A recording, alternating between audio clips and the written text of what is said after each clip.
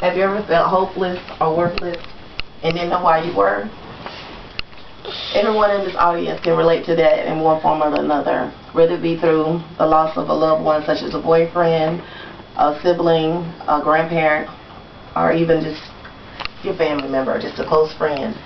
I have three references, such as Dr. Joseph Berger and Dr. Kumar, who is a psychiatrist in Atlanta, Georgia, and myself being a nurse for 12 years, Medline Plus, and also the FDA. Today I just want to inform everyone about the signs and the symptoms and the treatment and the causes of depression.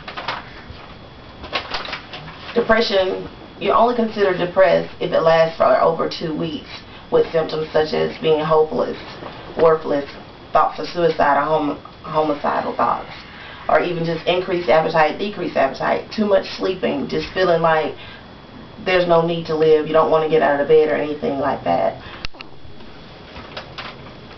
And I want to tell you first the causes. Dr. Joseph Berger says that there are no causes. The causes are unknown. And then there are other people that say that it's hereditary. Sometimes hereditary, such as it'll affect the brain. It's a chemical imbalance. It could be coming from your family, a family member such as a mother or a father. And also the worthlessness could come from the loss of just a loved one. Now that I told you about the causes of depression, let me tell you a little bit about the symptoms of the depression. Also, like agitation, restlessness, or irritability. You can become irritable for many number of reasons, but those are the main symptoms that you'll watch out for if a person comes in and says that they're depressed. Also, the change of the appetite, the weight loss, or just if you're on certain medication, that can also trigger weight loss. So you have to be very careful when you're diagnosing someone with depression. Suicidal thoughts or homicidal thoughts. The FDA says the age of 18 to 24, someone has thought of suicide or have committed suicide between the ages of 18 and 24 years of age. Now that we've covered the signs, let's go on and talk about the treatment of this disorder.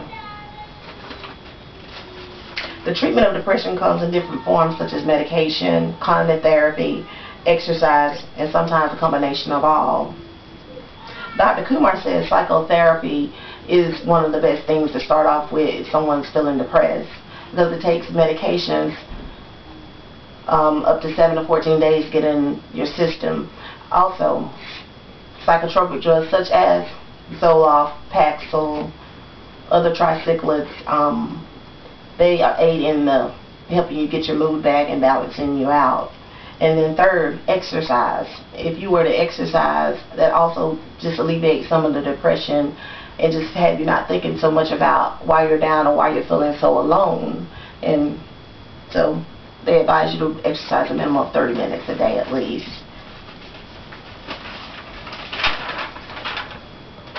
I just wanted to inform everyone about depression, so that if they were faced with this, or anyone in their circle had dealt with this, they would kind of be able to point out a couple of the symptoms or the signs or the causes of why this person is depression. And everyone in their lives has all come in contact with this in one shape or form or another.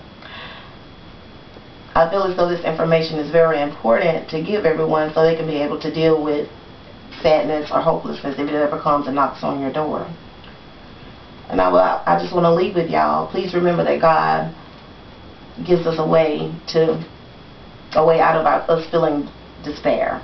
And do I have any questions in the audience? Yes.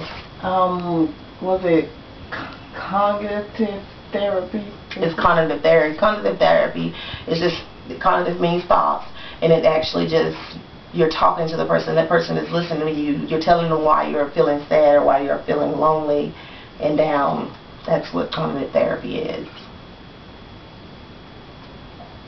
Yes. So being that depression is most likely going to be caused by everyone, because those are things that people deal with, is there, you think, maybe a therapy that people should just start to practice during the upgrowing life, maybe like teenagers growing up, since they're going to go through a state of depression? Is there some kind of therapy that you think that people should try to do to help deal with depression when it comes their way? So if I hear you right, I'm thinking you're saying, is there any preventative measures to avoid depression?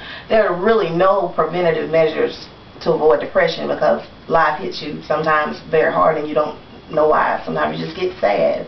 Right. You don't know why. But it's always good to have a relationship with your parents so you can be able to talk and go to them, and they'll be able to help you out through that by just talking to them simply. And again, I want to just review some of my references again. Dr. Kumar and Dr. Joseph Berger and Medline Plus, and also the FDA. The FDA governs all medication that comes through. You can't take a medication unless it's through the FDA. And again, I just want to thank each and every one of y'all for listening, and always know that there is a way out of this depression and feeling lonely.